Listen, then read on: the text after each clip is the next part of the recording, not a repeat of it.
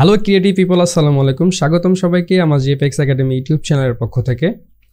ইন্ট্রোতে আর বেশি সময় নিচ্ছে না, কারণ আমরা আজকে অনেক জোস একটা জিনিস শিখবো, আর সেটা হচ্ছে এর হেল্প নিয়ে আমরা কিভাবে এরকম নিজেদের ছবি ইউজ করে এরকম সুন্দর সুন্দর ইমেজ ক্রিয়েট করতে পারি।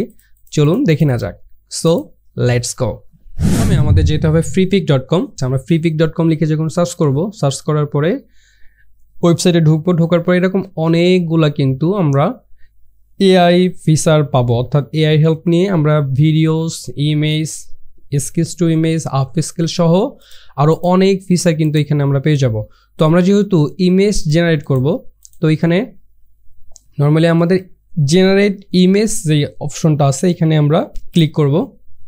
ক্লিক করার পর দেখতে পাচ্ছেন এখানে আমি বেশ কিছু ইমেজ অলরেডি জেনারেট করে ফেলছি। এখন আপনারা আপনাদের ছবি দিয়ে কীভাবে ইমেজ জেনারেট করবেন চলুন দেখে নেওয়া যাক।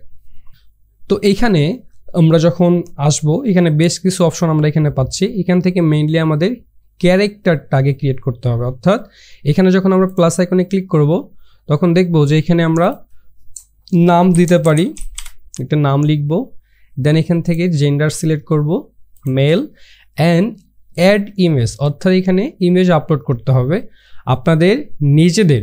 মিনিমাম 8টায় এবং 8টার বেশিও আমরা দিতে পারি, এবং ইমেজগুলো খেয়াল করবেন বিভিন্ন অ্যাঙ্গেলে যেন থাকে, তাহলে আপনাদের ইমেজ জেনারেটটাও অনেক সুন্দর হবে। আমি এখানে বেশ অনেকগুলা ইমেজ নিয়ে ফেলছি অলরেডি, আমার নিজের ইমেজ। তো এইগুলা যে কোনো 8টা ইমেজ আমি সিলেক্ট করব, 3, 4, 5, 6, 7, 8, 9, 10। আমি মোটামুটি 10টা ইমেজ সিলেক্ট করছি। 10টা ইমেজ সিলেক্ট করার পর আমি এখান থেকে ওপেন করব। আপলোড হতে একটু সময় লাগবে, মোটামুটি 3 থেকে 4 মিনিট সময় লাগবে আর কি।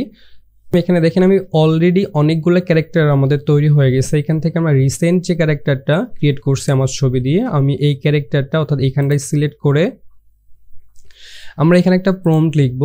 আমি বেশ কিছু প্রম্পট ক্রিয়েট করে ফেলছি, ভিডিও ডিসক্রিপশনে দিয়ে দিব, সমস্যা নাই। আমি এই প্রম্পটটা Ctrl+C দিয়ে কপি করলাম, এইখানে এসে পেস্ট করে দিলাম।